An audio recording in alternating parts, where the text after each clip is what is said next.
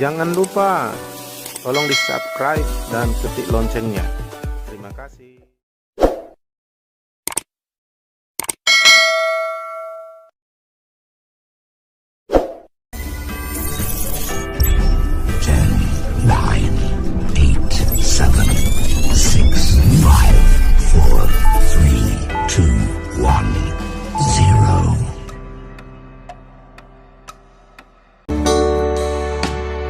Semua yang mengenalmu akan mengasihimu. Dan semua yang mengasihimu akan suka mendengar firman-Mu dan melakukan perintah-perintah-Mu. Semua orang yang mengenalmu akan melakukan perintah-Mu menjadi kesukaan dan perintah-Mu tidak berat. Karena kami tidak sendirian, ada penolong yang dahsyat, yaitu Roh Kudus yang bekerja untuk membuat kami menggenapi setiap kehendak-Mu. Kami tidak sendirian, Allah menyertai kami lewat Roh Kudus yang ada dalam diri kami. Maka sekarang kami terus menerima firman, supaya firman itu menjadi kehidupan. Nah, firman tidak gagal. Apa yang dikatakan Tuhan pasti terjadi bagi orang yang menerimanya. Maka kalau kami diperkaya oleh firman, maka kami diperkaya dalam segala kehidupan kami. Karena Engkau Yesus datang untuk memberi hidup, supaya kami hidup dalam segala kelimpahan. Melalui firman-Mu itu akan tergenapi bagi orang yang menaruh di hatinya.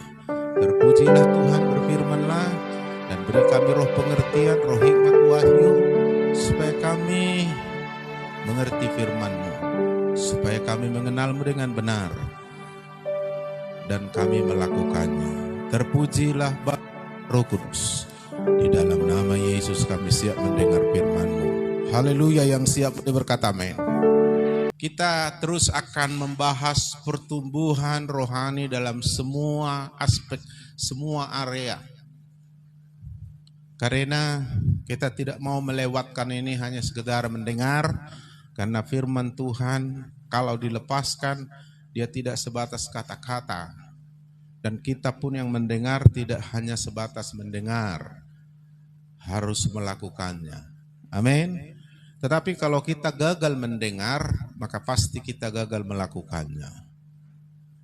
Ketika firman itu terus masuk di dalam hati kita, bahkan kita nikmati, itu kita sedang ibaratnya memakan makanan, lalu kita rasakan enaknya makanan itu, pedas, asamnya, garamnya, wanginya, tetapi tidak sampai dinikmati. Tapi ketika makanan kita cerna, kita sudah nikmati makan, maka makanan itu akan dicerna dan makanan itu akan berubah menjadi pertumbuhan. Artinya, kalau kita sudah menikmati firman masuk, maka firman itu akan menjadi realita. Kenapa? Karena ketika firman itu kita nikmati, terima dengan yang baik, yaitu seperti benih jatuh di tanah yang baik, maka Tuhan yang kasih pertumbuhan. Maka ketika firman itu masuk, kita nikmati, tidak kita tolak, tapi kita posisikan hati pikiran kita seperti tanah yang baik, yang subur, maka Roh Kudus akan bekerja, membuat setiap benih firman itu menjadi kehidupan. Artinya Roh Kudus akan mengerjakannya dalam diri kita dan membuat kita melakukan firman Tuhan. Jadi kenapa orang bisa melakukan firman Tuhan? Bahkan di dalam 1 Yohanes 5 ayat yang keempat dikatakan, perintah-perintah Tuhan tidak berat. Artinya tidak berat ya bagus gitu ya. Tidak terlalu sulit. Tetapi kenapa kenyataan seringkali orang berkata sulit? Ya karena dia posisinya hidup menurut daging. Dia posisinya tidak menikmati menerima firman seperti benih di tanah yang tidak baik. Sulit pohon tumbuh di tanah yang tidak baik. Bahkan Yesus sudah kasih perumpamaan. Kalaupun tumbuh sebentar tapi akan gagal. Itu sebabnya kita harus sungguh-sungguh. Kita harus rajin. Kita harus, kasih tambah suara saya bila penting, kita harus tekun. Karena tekun artinya sungguh-sungguh dan rajin. Tekun dalam pengajaran firman Tuhan. Kalau di Kisah Rasul pasal 2, ini faktor utama membuat seseorang bertumbuh rohaninya, tekun dalam pengajaran rasul-rasul. Apa yang diajarkan rasul-rasul? Yaitu firman. Sehingga mereka bertumbuh dan berbuah. Dan salah satu nampak buahnya, mereka disukai semua orang. Akibatnya terjadi pertumbuhan di mana tiap-tiap hari banyak orang yang diselamatkan Tuhan. Jadi anak Tuhan bermultiplikasi. Anak Tuhan membuahkan anak Tuhan. Mangga menghasilkan buah mangga. Kalau pohon mangga itu bertumbuh dengan baik. Demikian juga kita. Karena Tuhan yang memberi pertumbuhan, namun kita harus tanam dan siram.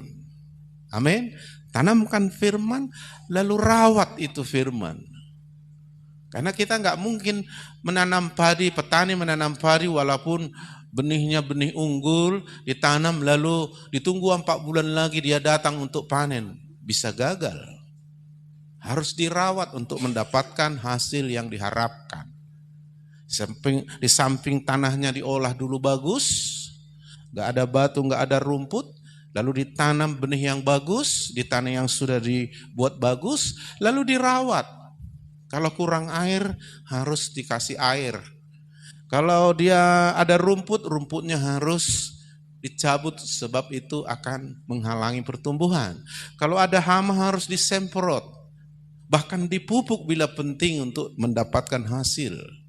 Jadi tidak boleh hanya berharap, wah ini pohon sawit saya akan maksimal hasilnya, lalu kita tanam, lalu kita biarkan. Tidak, harus ada perawatan. Nah perawatan itulah faktor kedua, ketiga, keempat. Karena ada 4 faktor yang membuat kita bertumbuh. Faktor pertama, tekun dalam pengajaran firman. Faktor kedua adalah persekutuan. Karena Tuhan akan hadir di tengah orang yang bersekutu. Tuhan akan menjawab orang yang sepakat. Persekutuan itu membuat Tuhan memakai saya membangun saudara, bahkan saudara dipakai Tuhan membangun saya. Itulah akibat persekutuan. Dan Tuhan suka persekutuan. Bahkan dia berkata dalam doanya, satukanlah mereka Tuhan seperti aku Bapa satu. Dan supaya mereka juga satu dari dalam kita. Nah, karena kalau tidak ada bersatu, itu artinya bercerai atau berpecah.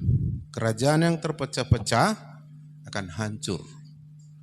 Makanya perpecahan ini terjadi karena kesalahan-kesalahan. Tidak ada perpecahan terjadi karena melakukan kebenaran firman.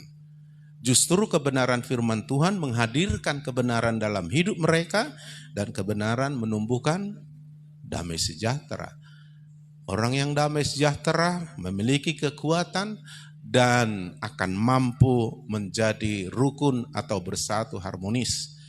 Nah kalau orang ini sudah rukun karena firman, menjadi satu roh satu jiwa karena firman, 2 orang atau 3 sepakat apalagi lebih. Permintaan mereka dijawab. Kalau orang seperti ini 2-3 aja kumpul, Tuhan hadir. Kata Tuhan hadir, kita mengalami Tuhan. Hadiratnya Tuhan menjadi real. Kalau kita mengalami hadiratnya Tuhan menjadi real dalam diri kita, maka kita sedang seperti pohon korma mendapat sumber air sehingga dia menghisap air, sumber air itu untuk kehidupannya, bahkan di padang gurun pun dia bisa tumbuh subur. Begitulah orang benar, yaitu orang yang hidup dalam Tuhan. Ketika kita mendapatkan sumber hidup kita yaitu Tuhan, karena Tuhan hadir di tengah kita, maka kita akan bertumbuh. Dan itu semua ada hubungan dengan kita bersatu di dalam Tuhan.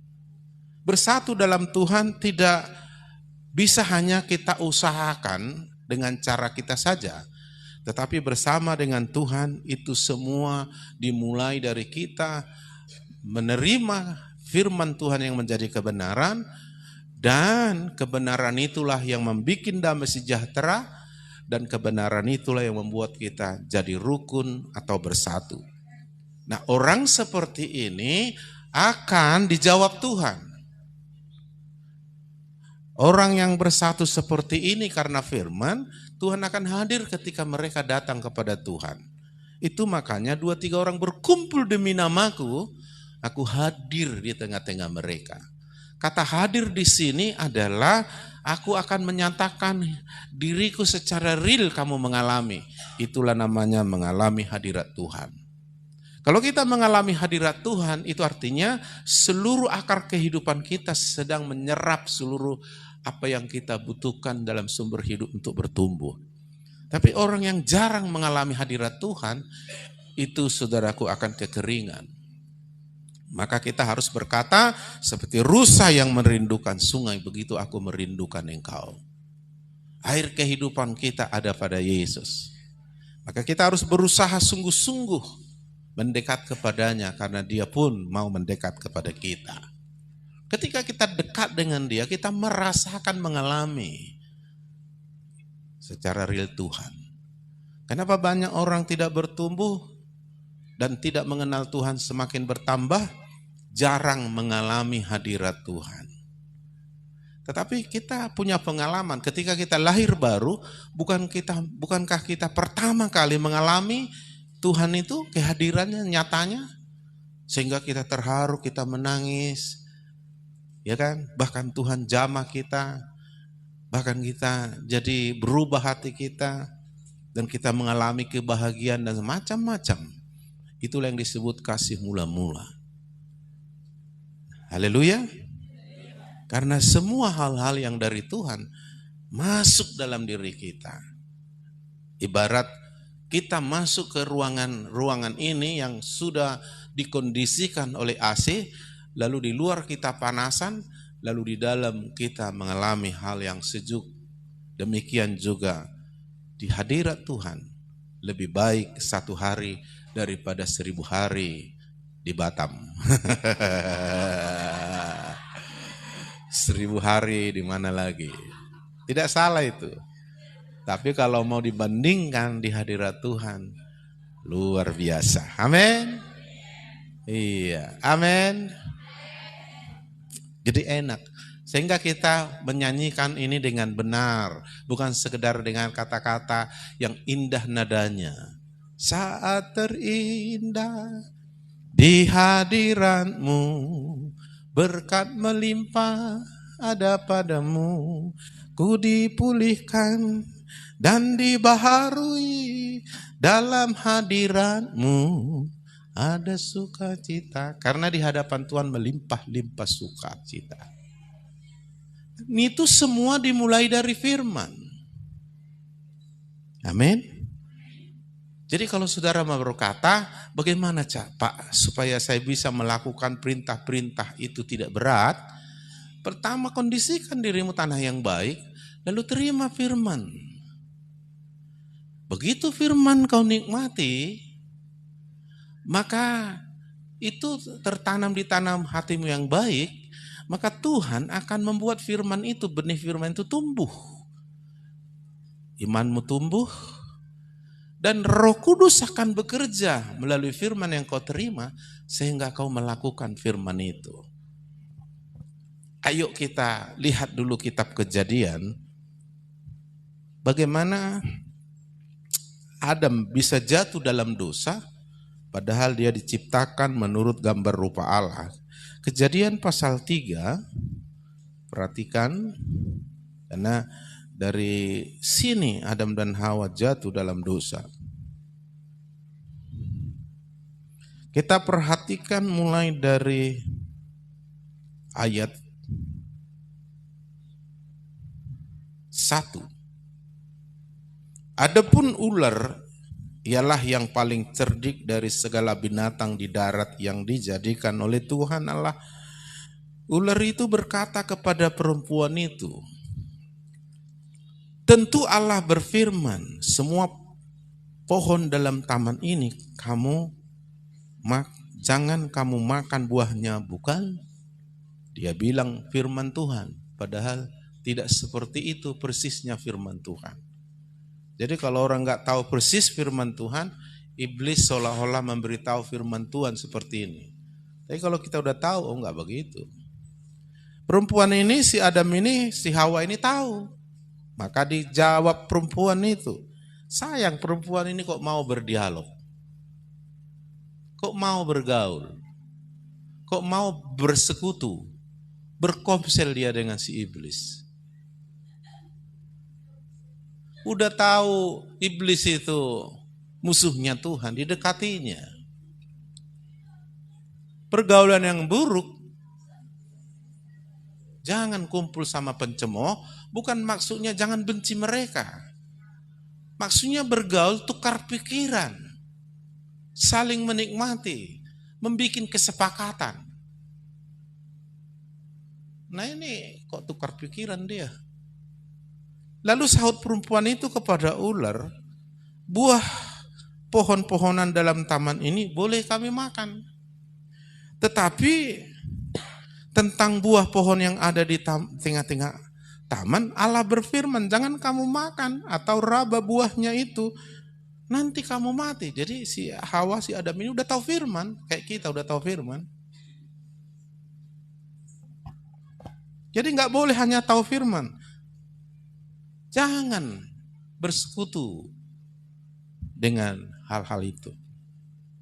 Karena persekutuan kita menentukan juga pertumbuhan kita. Saya sudah bilang, merawat firman yang dalam diri kita itu setelah firman, tekun dalam pengajaran firman, lalu kita rawat. Caranya persekutuan, hidup dalam komunitas yang saling membangun, tekun dalam doa, itu merawat, ibarat memupuk, menyiram dan sebagainya. Sehingga firman yang sudah kita terima dengan tekun, itu akan dikerjakan Roh Kudus sehingga kita melakukannya. Dan kalau sudah kita melakukannya, firman itu menjadi kehidupan. Haleluya. Artinya kita bertumbuh. Kalau makanan itu sudah dicerna, maka itu menjadi darah daging kita. Jadi si Hawa ini udah tahu. Lalu dikatakan ayat 5. Tetapi Allah mengetahui bahwa waktu kamu memakannya matamu akan terbuka. Ayat 4 duluan ya. Tetapi ular itu berkata kepada perempuan itu, masih komsel dia. Sekali-kali kamu tidak akan mati. Kan udah. Tetapi Allah mengetahui, dia pakai nama Tuhan. Seolah-olah Tuhan itu membuat tipu muslihat sama manusia, kan kira-kira gitu. Tukang fitnah ini siapa ini si ular ini kan? Putar balik semua kan. Tetapi Allah mengetahui bahwa pada waktu kamu memakannya, matamu akan terbuka dan kamu akan menjadi seperti Allah. Tahu tentang yang baik dan jahat. Kau akan seperti Allah. Kau akan sama seperti Allah. Itu sebenarnya maksudnya Tuhan. Kalau kau makan itu. Seolah-olah Tuhan gak mau kau seperti dia. Kau gak boleh selevel dengan dia. Padahal sebenarnya maksud Tuhan, kalau kau makan kau akan seperti dia.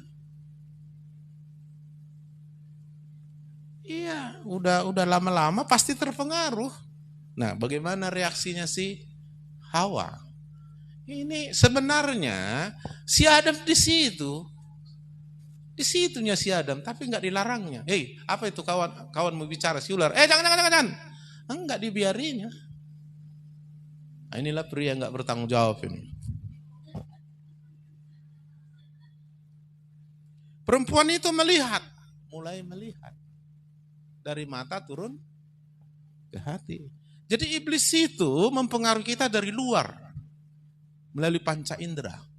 Masuk ke jiwa, menanamkan ke hati, dari hati muncul semuanya.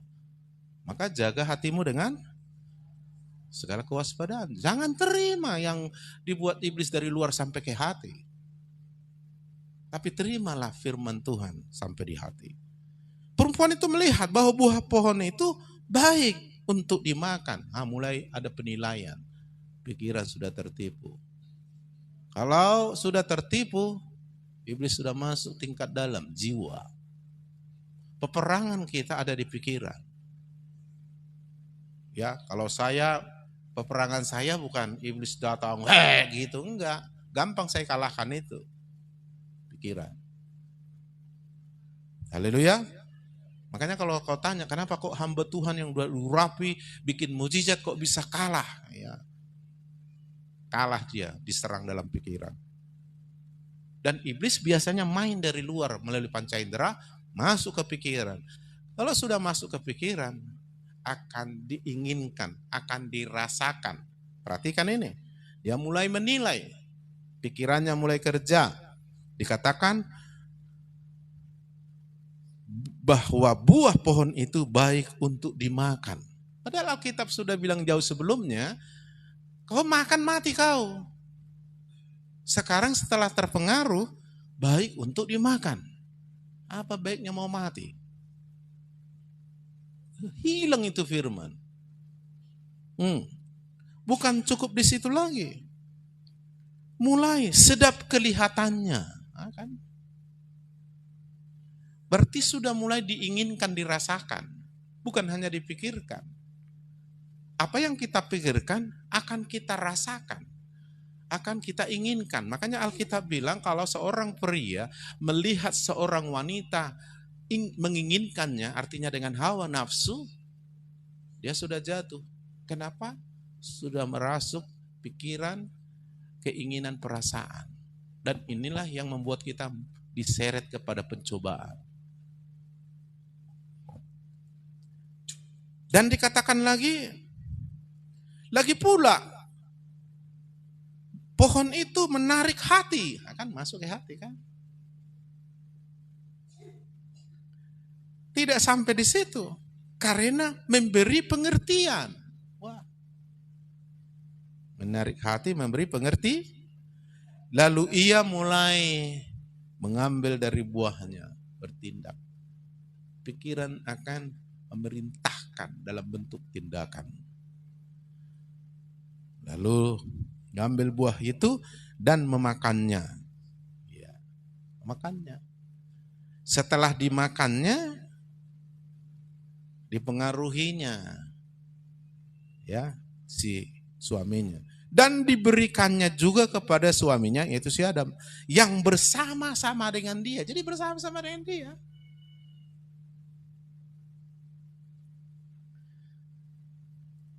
Dan suaminya pun memakannya. Gampang kali ya. Mungkin ada, kenapa kau makan? Enak, makanlah, gak apa-apa. Makan. Udah jatuh dalam dosa. Lalu begitu datang Tuhan, mereka ketakutan. Ketakutan itu muncul ketika kita hidup bukan di dalam kebenaran, ya. Hanya ada orang bilang takut karena salah, berani karena benar. Ketika Tuhan datang, mereka lari sembunyi. Dosa menyeret kita jauh dari Tuhan. Ditanya sama Adam, karena Adam kepala kan. Ayat 12. Manusia itu, the man, maksudnya Adam, menjawab waktu ditanya Tuhan, kenapa kau makan? Perempuan yang kau tempatkan di sisiku, dialah yang memberi dari buah pohon itu kepada aku, maka aku makan. Enak kali jawabnya kan. Kenapa anakmu seperti itu? Bukan aku, istriku yang salah mendidik, kan kira-kira begitu. Nah, inilah dosanya si Adam. Ayat 13, kemudian berfirman Tuhan Allah kepada perempuan itu, apakah yang telah kau perbuat ini? Jawab perempuan itu, enggak kalah. Pandai dia menjawab kan. Kalau soal menjawab pandai kalinya manusia ini kan. Apalagi bikin alasan. Tapi untuk mengaku dosa bertobat, itu belum kebiasaan itu. Jawab perempuan itu, ular itu yang memperdayakan aku, maka aku makan. dia yang dekati. Dia bilang pohon itu jangan dekati. Dia dekatinya, ngapain kau situ? Cakap dia sama ular itu. Padahal kita bilang jangan dekati, bahkan jangan makan, nanti mati kau. Komsel dia, hapruta dia. Haleluya. Itu makanya dibilang pergaulan yang buruk merusak. Makanya perlu persekutu untuk merawat. Perlu komsel, yaitu persekutuan untuk saling membangun. Perlu tekun dalam doa. Untuk kita langsung link dengan Tuhan. Terkonek dengan Tuhan. Jadi bertumbuh itu tidak kebetulan. Seperti orang kaya dia sukses. Mana dia tidur-tidur di rumah? Iya kan? Maka kita bilang orang rajinlah yang didatangi kekayaan. Orang miskin diserbu kemiskinan. Tabur tuh. Haleluya. Dan kalau kita disertai Tuhan, apapun yang kita lakukan berhak. Udah pasti itu, karena Tuhan gak pernah gagal. Ya udah, bikin alasan. Makanya Tuhan gak memberi pengampunan, karena mereka tidak ada mengaku dosa di sini. Ada mempersalahkan istrinya, istri mempersalahkan ular. Dan Tuhan gak perlu tanya ular, memang udah buat salah dia. Marah Tuhan sama ular, dikutuknya dia, tapi juga upah dosa maut. Lalu dikatakan ayat yang ke-16. Ini yang saya sebut kutuk kaum Hawa. Dosa mendatangkan kutuk. Kerusakan hubungan dengan Tuhan, sehingga ibarat pohon tidak terhubung lagi dengan sumber air. Tidak seperti pohon di tepi aliran air lagi. Maka terjadi kemerosotannya. Jadi dosa membuat orang mati, tapi sebelum mati ada kemerosotan. Ya, tapi melakukan firman Tuhan membawa pemulihan kehidupan dan peningkatan. Ayat 16, firman-Nya kepada perempuan itu setelah melanggar. Susah payahmu waktu mengandung akan kubuat sangat banyak. Kalau saya bayangkan, kalau belum berdosa ada melahirkan itu enggak susah payah. Karena enggak ada kesusahan. Kayak di surga bumi ini dulu. Haleluya.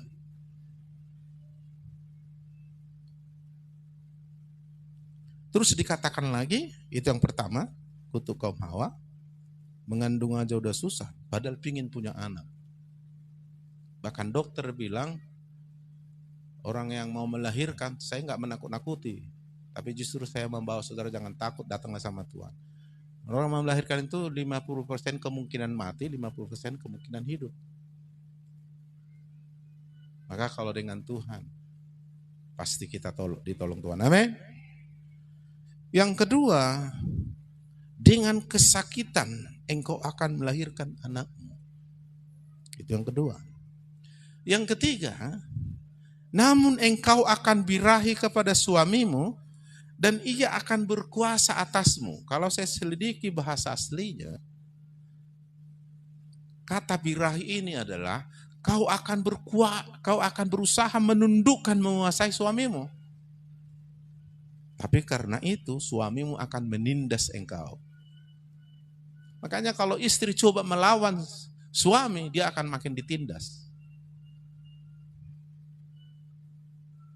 Makanya jangan lawan. Alkitab bilang tunduklah kepada suamimu seperti kepada kau lawan. Adu tenaga lebih kuat suami. Haleluya. Oh yuk berantem, kalah kau. Cuma bodoh kali suami kalau mau berantem sama istrinya kan. Iya. Jadi ada 4 yang menjadi kutuk kaum Hawa. Mengandung banyak sakitnya, melahirkan pun banyak sakitnya. Terus dia akan berusaha menundukkan, menguasai suaminya. Makanya senang kali kalau istri bilang, oh kalau suamiku, aku bilang, itu. Oh, baguslah kau kata istri orang lain. Kalau suamiku enggak, bagus kau ya bisa kau kendali, kau tundukkan. Makanya mama saya dulu pergi ke dukun, ngapain Pak? Supaya bapakmu tunduk sama aku katanya. Kasihlah dukun, ditaruhlah di bantal bapakku. Kenapa aku tahu? Karena aku sama-sama ikut ke dukun dulu. Kebetulan bapakku ini agak jahat, jadi supaya tunduk ini katanya. Gak tunduk-tunduk memang. Malah sering berkelahi orang itu. Jadi yang ketiga, engkau akan birahi. Maksudnya engkau akan berusaha menundukkan, menaklukkan dia.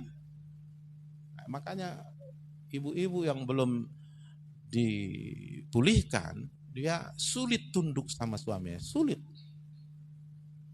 Paling kalau dia bilang, aku maulah tunduk. Tapi bikin persyaratan. Alkitab bilang tak ada persyaratan. Hai istri, tunduklah pada suami seperti kepada Tuhan. Titik, gak ada lagi komanya. Tapi itu kan gak bisa. Karena itu sudah menjadi kutuk ya. Dan yang keempat tadi, suamimu akan berkuasa atasmu. Suamimu akan menindas engkau. Semakin berusaha kau ingin mengubah dia, menundukkan dia, semakin hebat tindasannya kepadamu. Makanya orang yang mempraktekkan ini makin banyak dipukul, disakiti oleh suaminya. Makanya jangan. Lakukan aja firman. Amin. Tak usah pakai alasan kayak si Hawa. Bukan, ularnya. Lakukan aja firman tanpa alasan. Amin. Kita ini kan pandai kali bikin alasan, tapi enggak pandai melakukannya. Benarnya itu Pak Pendeta, tapinya inilah yang membahayakan ya kan.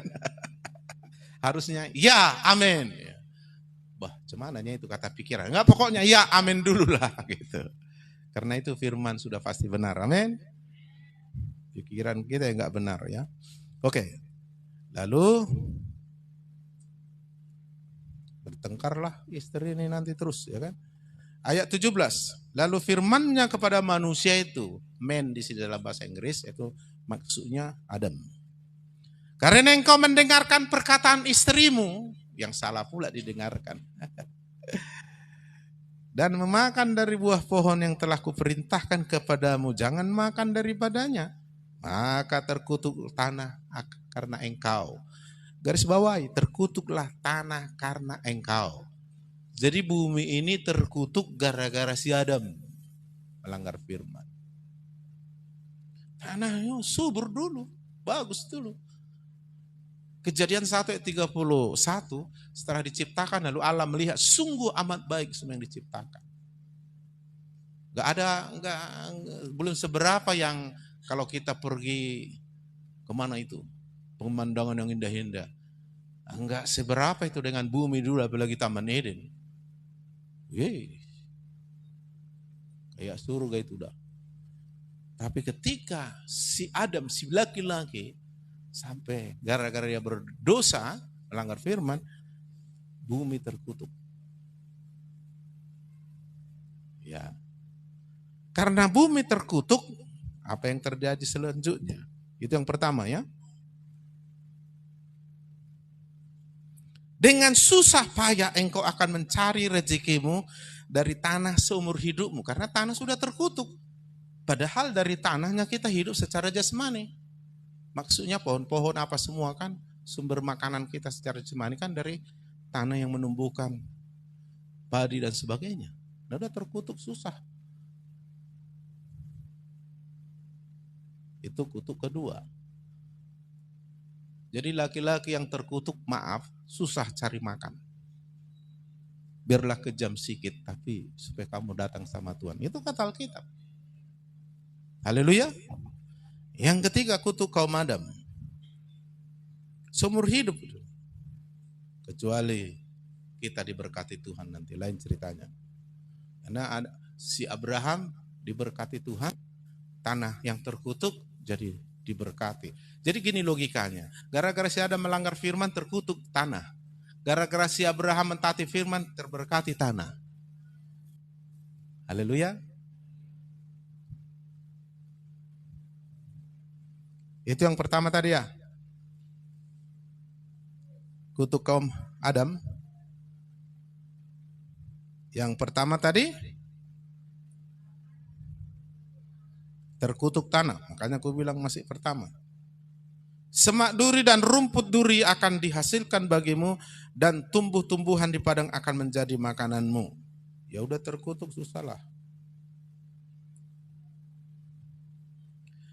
Yang kedua, ayat 19. Dengan berpeluh engkau akan mencari makananmu sampai engkau kembali menjadi tanah, karena dari situlah engkau diambil, sebab engkau debu dan engkau akan kembali menjadi tanah. Berpeluh. Ya. Ibarat ada orang di Jakarta, dia harus cari puntung rokok seluruh kota Jakarta. Lalu tembakau. Dan untuk makan aja. Dan mereka nggak bisa sewa rumah, maka mereka bikin kardus-kardus di bawah titi. Ngeri kali itu. Jadi kalau saudara nggak seperti itu, puji Tuhan lah, udah mulai diberkati maksud saya. Amin. Jadi artinya susah payah berpeluh. Kalau bahasa Bataknya ngeri kali. Hirma hodokmu katanya. Keringatnya nggak biasa lagi.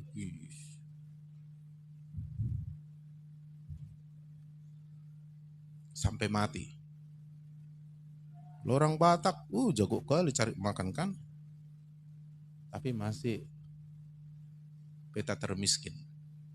Peta termiskin sekarang Aceh, Nias, Tapanuli atau Tuba.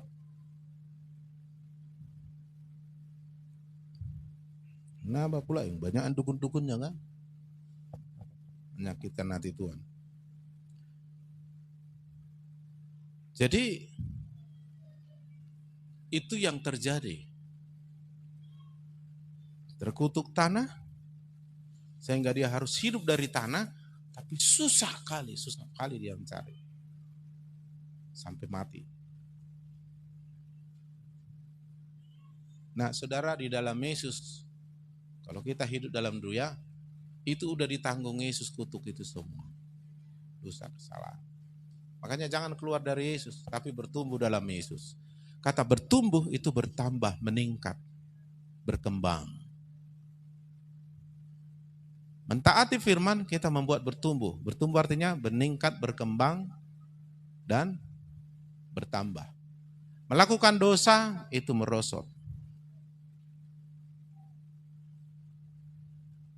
Jadi kita harus berusaha melakukan firman. Bagaimana caranya? Siapkan aja dirimu. Itu artinya sungguh-sungguh. Jadikan hati pikiranmu tanah yang baik. Lalu tekun dalam firman, menerima firman. Jadi bukan supaya kau datang dapat firman, supaya kau jadi pendeta, pengkhotbah, bukan itu tujuannya. Tapi supaya kau bertumbuh. Untuk apa kau jadi sintua enggak bertumbuh rohaninya? Untuk apa kau berkhotbah enggak bertumbuh rohani? Amin. Jadi firman itu. Alkitab bilang, bila kau baik-baik mendengar suara Tuhan Allahmu dan melakukan setia, kuat naikkan di atas segala bangsa. Datang. Lalu yang ke-13 dikatakan, engkau akan naik jadi kepala, kau tidak pernah. Dosa membuat kita turun merosot, firman membuat kita meningkat. Itu artinya bertumbuh. Percayalah. Gak mungkin firman gagal. Asal firman itu dalam diri kita akan mengalaminya. Haleluya. Lalu kita lihat ayat ini, yaitu Mazmur 112 ayat 1 sampai 3. Coba dimunculkan dulu. Kita pilih inilah. Mazmur berapa tadi? 112 ayat 1 sampai 3. Haleluya, berbahagialah orang yang takut akan Tuhan. Takut akan Tuhan maksudnya Tuhan melihat saya. Kalau saya berbuat dosa dia tahu. Lalu dia malu dan tidak mau berbuat dosa walaupun tak dilihat orang. Karena dia sadar dia dilihat Tuhan. Lalu dia membenci dosa atau menjauhi dosa. Nah, takut akan Tuhan sebegitu. Banyak orang cinta Tuhan tapi enggak takut akan Tuhan. Lalu tanya, kau cinta Tuhan ya? Mau kau meninggalkan Tuhan? Tidak. Si Judas Iskariot cinta Tuhan tapi enggak takut akan Tuhan. Oke. Yang sangat suka segala perintahnya. Berarti menikmati firman. Amin. Kalau istilah yang lain, candu sama firman. Kalau udah candu kan, kemanapun dicari itu. Kayak orang candu narkoba kan. Kalau udah candu firman, dimanapun ada firman, dia cari itu. Mau hujan pun, gak bisa didoakannya hujan berhenti, pakai payung dia. Iya kan? Jadi ada kuasa, ada hikmat. Gak mampu doamu menghentikan hujan, menghalangi kau cari firman. Iya pakai hikmat, beli payung. Kalah itu hujan itu kan. Atau jas hujan itu kan. Oke, kita teruskan. Haleluya, berbahagialah orang takut akan Tuhan yang sangat suka kepada segala perintahnya. Ya udah. Bukan hanya dia yang diberkati, anak cucunya 4 generasi. Anak cucunya, inilah yang ku bilang warisan rohani. Jadi jangan takut Bapak Ibu yang mungkin karena waktu mudanya bandel-bandel, sudah tua nggak punya apa-apa, nggak usah pala takut. Apalah nanti itu anak-anakku ini, jangan pala takut. Kalau kau sungguh-sungguh ikut Tuhan, ada berkat supranatural, ada warisan rohani. Akibat takut akan Tuhan, suka segala perintahnya, kau wariskan ke anak cucumu dan itu lebih dahsyat. Daripada kau tinggalkan harta, tapi anak-anakmu nggak ikut Tuhan, berantem itu nanti kalau kau mati. Haleluya. Tapi nggak salah juga menyediakan sama anaknya rumah apa, nggak salah. Tapi bukan itu yang paling utama, men. Kalau nggak bertobat berantem itu. Saya sudah banyak lihat itu. Karena mereka nggak takut Tuhan. Jadi anak cucunya akan perkasa di bumi. Angkatan orang benar maksudnya keturunannya akan diberkati. Waduh, bukan kutuk lagi, diberkati, ya kan? Terus dikatakan harta dan kekayaan ada dalam rumahnya. Gak miskin dia lagi ya. Kebajikannya tetap untuk selama-lamanya. Ini melimpah, dia suka memberi. Kebajikan itu artinya suka melakukan perbuatan baik, memberi. Jadi orang yang miskin gak mampu, tak mau, tak suka memberi. Tapi orang yang berlimpah itu suka memberi. Haleluya. Ayo belajar hidup berlimpah. Mulai suka memberi. Karena Alkitab bilang lebih bahagia orang memberi daripada menerima. Nah, menerima aja udah bahagia, ternyata memberi lebih bahagia. Lagipun orang yang menabur akan menuai lebih banyak lagi. Jadi gak ada ruginya. Haleluya.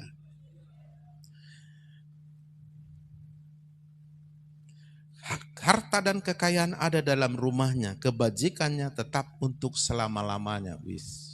Ayat Kejadian dulu kita lihat. Contoh manusia di muka bumi yang seperti ini. Ya, harapnya kita juga seperti ini. Amin. Kejadian 12 ayat 2 sampai 3. Ayo dengar. Ya, karena saya dulu pernah berdoa agak ekstrim. Tuhan, kirimlah orang-orang kaya, orang-orang hebat di jemaatmu. Jangan orang-orang miskin. bangun gereja susah kali Tuhan.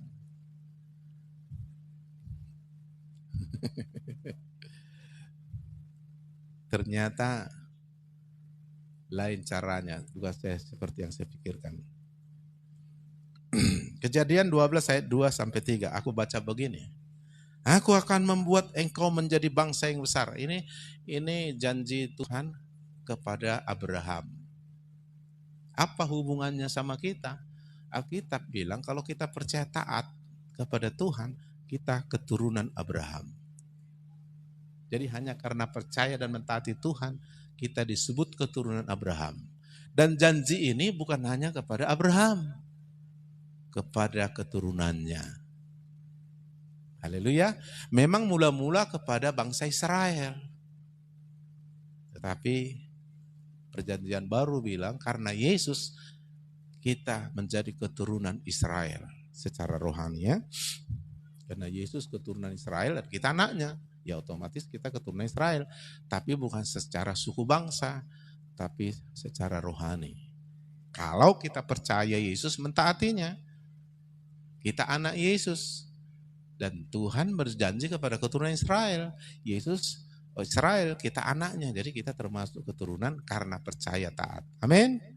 Jadi termasuklah sama saya. Ayo bilang, kalau kau percaya taat, kau keturunan Israel. Keturunan Abraham. Apa maksudnya? Janji yang diberikan ke Abraham berlaku juga untuk kita. Apa janjinya? Aku akan membuat engkau menjadi bangsa yang besar. Dari daya akhirnya kita menjadi bangsa yang besar, bangsanya Allah. Maksudnya orang-orang yang percaya. Kita yang belum sampai ke sini, makanya sedikit kali kita ini. Itu pun terlambat datangnya kan. Di Afrika, wow udah banyak kali orang. Sekarang Afrika hampir disebut negara Kristen. Korea Selatan hampir disebut negara Kristen. Dulu enggak. Bukan maksudnya bukan negara tidak Korea Selatan lagi, tapi bangsanya Tuhan. Besar kan? Bayangkan yang kayak di Afrika yang saya bilang itu. Gedung gerejanya aja 3 km kali 3 km. Kenapa? Karena sekali kebaktian 1 juta orang. Besar kan? Itu masih satu gereja, belum lagi gereja yang lain. Kita akan jadi bangsa yang besar. Amin. Karena janji Tuhan kepada Abraham dan keturunannya. Kau harus jadi keturunan Abraham. Caranya, Abraham itu kan orang percaya dan taat. Dan kau pun harus seperti Abraham bapakmu. Karena Abraham bapak orang percaya. Jadi kau anaknya. Percaya dan taatlah kau anaknya. Dan Allah sudah janji. Bukan hanya pada Abraham sampai keturunannya. Bukan hanya sampai bangsa Israel. Tapi keturunan Yesus. Kita. Makanya masa depan kita cerah. Kapan itu terjadi? Saat kau percaya taat. Jadi bukan mimpi, bukan simsalabim, bukan. Amin. Nah, lihatlah wajah-wajah orang kaya terus nampak. Kalau wajah orang nggak jelas masa depan, renung itu. Biado kabar lah ya, susah dong. Biado pung. Tapi mulai kita akui iman kita kan. Bagaimana? Masa depan cerah. Haleluya. Hati percaya, mulut. Tapi jangan hati nggak percaya, mulut mengaku. Holak kata deh. Harus ungkapan dari hati ya. Dan ada firman di hati. Anak sekolah minggu ada nyanyian dulu. Firman apa? Di hati tiada susah, tiada sedih. Firman di hati. Apalagi? Doa tiap hari, baca kitab suci. Doa tiap hari kalau mau tumbuh. Nah, gitu ya kan. Pas lah itu firman Tuhan hari ini kan. Jadi bangsa yang besar. Amin. Yang selanjutnya dan memberkati engkau. Berkati. Tadi kita sudah baca Mazmur juga kan? Berkati keturunannya kan? Diulangi lagi dalam versi orang beriman yaitu Abraham. Karena Tuhan pernah janji. Memberkati engkau. Yang ketiga, serta membuat namamu masyhur. Makanya gak usah ninggikan diri, gak usah sombong. Kita top kita. Haleluya. Top kita. Bukan karena kita sok-sok top. Memang jadi top kita dibikin Tuhan. Amin. Coba Abraham itu terkenal di bumi dan terkenal di surga. Setengah penduduk dunia ini kan Kristen. Mereka mengenal Abraham. Ya kan? Seluruh dunia ini belum tentu mengenal Sultan Bulgia Darussalam. Belum. Mungkin di sini pun tak ada yang kenal itu. Siapalah itu nggak kenal itu kan? Tapi kita atau setengah penduduk dunia ini kenal siapa Abraham. Kan terkenal kan? Haleluya. Kita terkenal. Makanya nggak usah minder kau. Dengar firman, lakukan aja. Dan ingat orang terkenal itu agak sedikit ada risikonya. Contoh, tukang becak berantem di sana, nggak pala datang SCTV menyorot itu, lalu viral dia, nggak ada itu, ya kan? Coba pendeta terkenal berantem di jalan, viral langsung. Kenapa? Ya itulah risiko terkenal. Makanya sebelum kau hebat karaktermu, hati-hati jangan terkenal. Karena karaktermu menjatuhkan kau, waduh. Amin. Makanya jangan mengangkat diri, biar Tuhan mengangkat kita. Kalau Tuhan mengangkat kita, sudah disiapkan kita dengan karakter. Iya. Alkitab bilang rendah hati ditinggikannya, dikasihinya, tapi orang sombong kan jatuh. Jadi orang sombong itu sok penting gitu, padahal nggak penting. Sok kaya, padahal nggak kaya. Lebih hormat orang, dia kaya tapi sok miskin. Ya kan? Kayak Jokowi, ya wong deso kata dia, pakai sederhana, nggak kayak presiden sebelumnya, pakai baju adanya, baju digulung katanya. Tapi seluruh dunia hormat. Ya kan? Daripada dia sok presiden padahal nggak ada apa-apanya kan. Jadi Tuhan janji kepada yang percaya mentaati Tuhan seperti Abraham menjadi termasyhur. Amin. Ya. Jadi jangan nggak sombong lagi kita tuh, memang udah gitu kita kok kan. Misalnya seorang anak raja pangeran terus sombong dia, mana udah biasa sama dia itu. Mau tak ada pun lagi istananya orang tetap bilang pangeran katanya. Karena memang udah situ. Jadi kita pun kaya kayak mana pun nggak kalah sombong kita, memang itulah kita. Memang keturunan orang kaya ngapain sok kaya lagi kan, gitu kan? Haleluya. Kan kita keturunan orang kaya, bapak kita Abraham ya kan? Apalagi bapak di surga. Wow. Amin. Ini jangan mental miskin. Orang Batak mental miskin. Udah panen padinya melimpah-limpah 300 goni. Oh bung, hebat panennya. Nggak sodok katanya. Nggak sodok. Ada dua kemungkinan. Ya kan? Supaya jangan dipinjamin orang. Ini kemungkinan. Politnya setengah mampus. Ya, jadi namamu ya. Maka kalau ada kesalahanmu di luar sana terus dibully orang kau, ingatlah karena kau orang terkenal. Kalau nggak terkenal, nggak dibully kau, ngapain? Nggak perlu datang dari Jakarta reporter sama tukang beca. Kenapa kau berantem di jalan? Lalu muncul di televisi. Baru-baru ini di Rantau Prapat di jalan berantem tukang beca, nggak perlu itu. Tak terkenal itu. Amin. Jadi kalau ada orang memfitnah kamu dan mengata-katai kau jelek, tersebar di masyarakat, memang itulah risiko orang terkenal. Amin. Makanya usahakan kau benar, itu yang penting. Kalau kau udah benar dibilang orang salah, gak usah pala susah. Memang itu risiko orang terkenal. Amin. Udah tahu risiko terkenal? Ya saya ini terkenal, makanya banyak orang membuli saya. Ya kan? Ada cerita Pak Manik, Pak Flora. Tak ku kenal pun orang batang hidungnya ini. Tapi duduk sama Pak Flora, dibilangnya cerita Pak Flora. Kalau Pak Mala itu nggak suka dia itu. Kenapa? Pendeta nggak jelas itu katanya. Masa dimakannya uangku katanya. Dan tak ku kenal dia siapa. Mana pernah ku makan uangnya.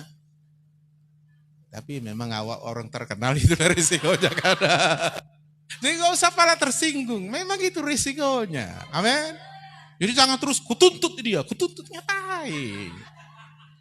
Lihat si Jokowi di seluruh dunia kan dibully dia kan. Coba dia tukang beca ngapain? Itu karena dia presiden yang hormati sedunia.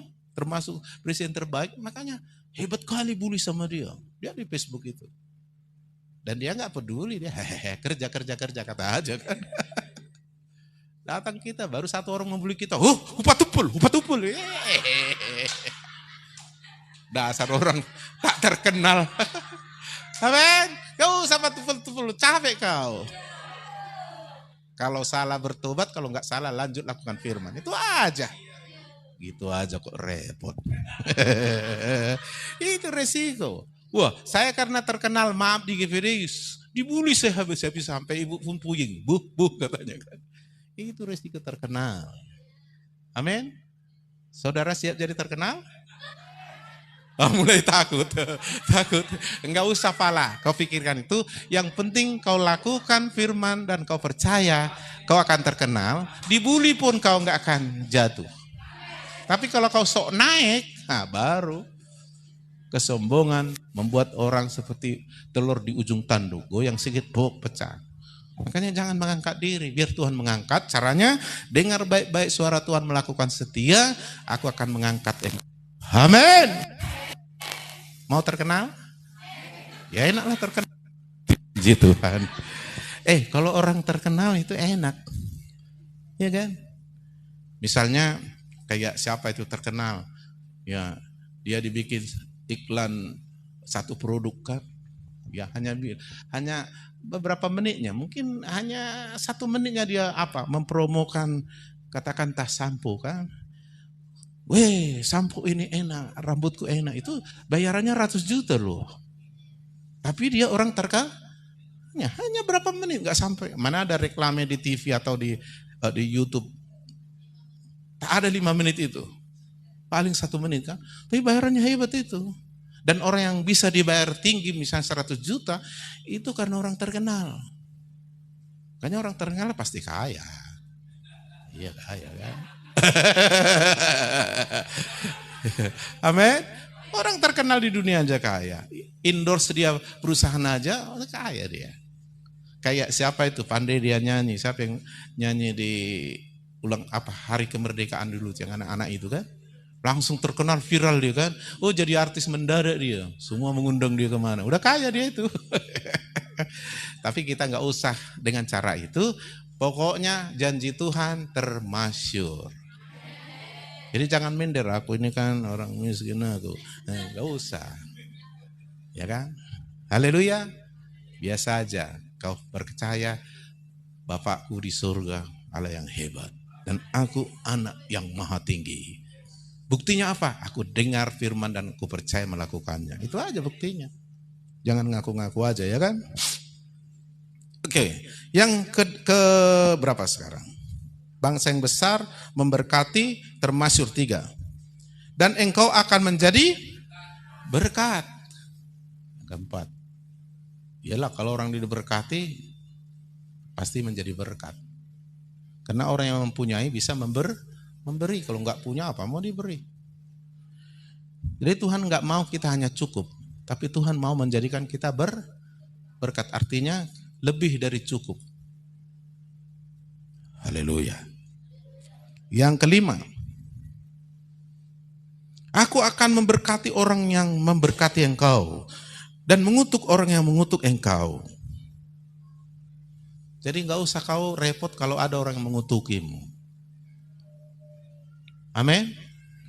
Rugi orang mengutuki orang-orang diberkati Tuhan. Beruntunglah orang yang memberkati orang. Jadi kalau saya diberkati Tuhan, berkatilah saya. Kau nanti diberkati. Tapi kutukilah saya, kau kena. Aku nggak kena. Hebat kan?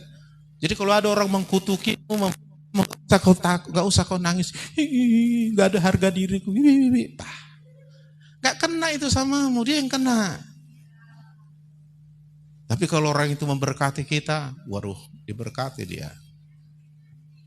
Itulah hebatnya. Terus dikatakan lagi, dan engkau akan menjadi berkat, aku akan berkati orang yang memberkati engkau, dan mengutuk orang yang mengutuk engkau, olehmu semua kaum di muka bumi akan mendapat berkat. Asal terhubung aja dia, asal memberkati aja dia. Amin. Jadi kalau ada orang mengutukimu, memfitnahmu, gak usah sakit hati, gak usah sibuk mengklarifikasi itu. Gak usah. Jalan terus taati firman. Karena kalau dia kutuki kita, sama dia kutuk itu. Lebih bagus dia berkati kita, dia diberkati. Amin. Haleluya. Enak kan? Jadi berkat orang benar itu seperti itu. Dan ini berkat bukan berkat bukan berkat normal, bukan berkat manusiawi, bukan berkat biasa. Ini berkat supranatural karena langsung firman dan Tuhan intervensi. Haleluya. Kenapa bisa Daud yang gak ada apa-apanya, tidak terkenal, bahkan keluarganya pun tak mengakui. Sengaja disuruh mengembalakan kambing domba, gak disuruh apa yang terjadi, peristiwa besar, bahwa abang-abangnya si Daud akan dipilih menjadi salah satu raja, menggantikan raja Saul. Si Daud gak dikasih tahu karena dianggap ini anak ingusan. Tapi dia seorang yang mentaati firman, percaya. Tuhan pilih. Loh, kan gak ada sekolahnya, dia kan gak terkenal. Iya, orang yang mendengar firman, taatinya akan terkenal. Langsung dipilih. Sampai Tuhan pun menegur Nabi Samuel yang mau melantik dia jadi raja. Nah, lihatnya siapa nih penampilan ini kan? Lalu Tuhan bilang, jangan lihat, manusia melihat dengan mata, aku melihat hati. Urapi dia yang menjadi raja. Akhirnya patuh Samuel, urapi dia. Apakah hebat ini si Daud? Hebat, raja terhebat, King David sampai sekarang. Anaknya pun hebat, namanya Raja Salomo. Haleluya. Jadi Tuhan bisa bikin orang dari kampung-kampung yang tidak ada peta bisa jadi raja.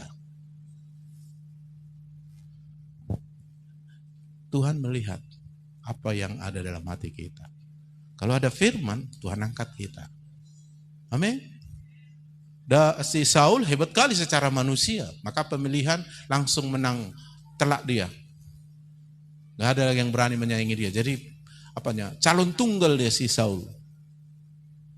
Jadi gak ada kayak kita nanti pemilihan presiden banyak kali kampanye segala macam kan. Ini calon tunggal langsung menang karena dia melebihi semua pemuda dalam segala hal. Dibanding Daud, langit bumi nampaknya secara manusia. Tapi siapa yang lebih hebat? Lebih hebat Daud dari semua raja. Amin. Jadi tiada yang mustahil bagi Tuhan. Itulah supranatural. Jadi orang benar hidup oleh iman. Orang hidup dengan iman, firman itu ada di hati, dipercayai dan diakui. Bahkan Roh Kudus membuat dia melakukannya. Amin.